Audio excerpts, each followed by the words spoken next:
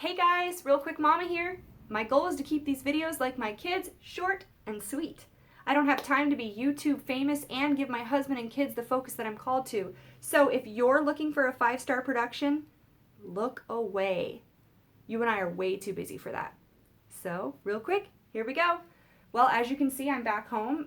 It's Friday morning. We've been home for about a day and a half, and we are really adjusting well to the time change. I'll tell you about that in a minute though.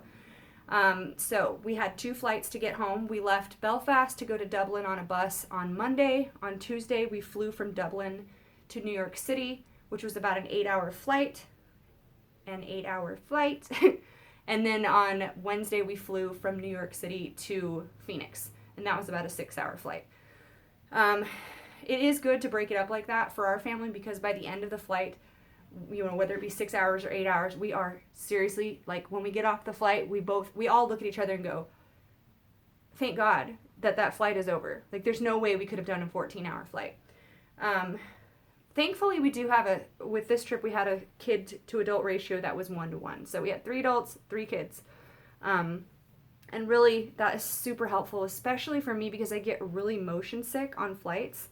And the hardest thing for me to do is like even interact with anyone when I'm motion sick. Like I just need to look forward, hold still, and breathe and have like cold air on my face.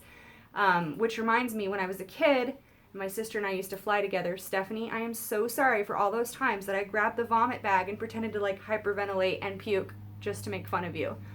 Wow, if you did that to me now when I was motion sick or like stressed on a flight, I would probably cry. So I'm sorry.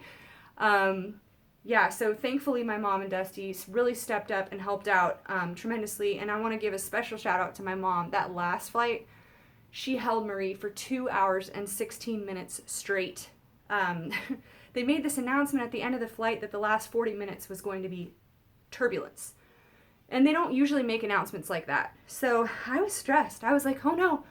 We had a bad flight experience about 3 years ago, and it was so bad. Like people were on the flight were yelling like, divert, like just trying to tell the crew, just land somewhere else. This is too turbulent. And I was worried that was going to happen again. So I was praying. If you ever want to be an intense prayer warrior, just go on a scary flight because I was seriously on my prayer game. And thankfully, the flight did not have a bunch of turbulence. So God heard my prayers. But thank you, Mom and Dusty, for stepping up. And it's so funny. I reason with my kids on the flights. I'm like, kids, Amnesty, Noelle, if you guys can be really quiet right now and just watch your show, when we land, I'll give you a special treat. And so, like, when they ask me questions about the show, like, Noelle's obsessed with pink right now. She's like, why is that pink? Why is that pink? I'm just like, this is too much. This is too much. So it was a lot. We got home just days before the coronavirus lockdown in some of the countries that we had just left. So that was kind of crazy. And the travel itself, it didn't really seem like everyone was freaking out. You'd see like a couple people with face masks, signs in the airport saying like wash your hands and stuff. But we were just sanitizing a lot, like all the time. And just once we got home, it started shutting down in countries that we just left. So it was crazy. My mom even got to work the day after we got home, and they told her that if we had gone to Liverpool like we originally planned to go to England, she wouldn't have even been able to go back to work for 2 weeks. So thankfully, we were smart enough to see the news, see that Liverpool was not a good place to go to, and decide not to go there. As far as the time change goes, I think we've been doing really well. Like I said, we've been home for about a day and a half. We decided to reset our schedules since summertime's a lot hotter in Phoenix. We're starting to wake up earlier, so we get up at 4:30 now. The kids get up at 7, and then, the kids go down at 7 at night. We go to bed around 9:30. So I think just having, like, our clocks inside of us all messed up anyways, it really gave us a clean slate.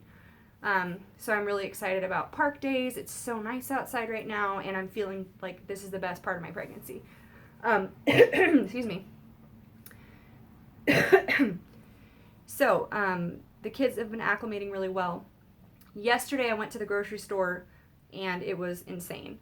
Dusty actually ended up having to do some like shopping to get some things that are like running out around the country.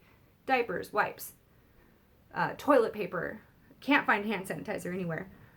Excuse me. laundry soap, dish soap, hand soap. So he went and got some of those things.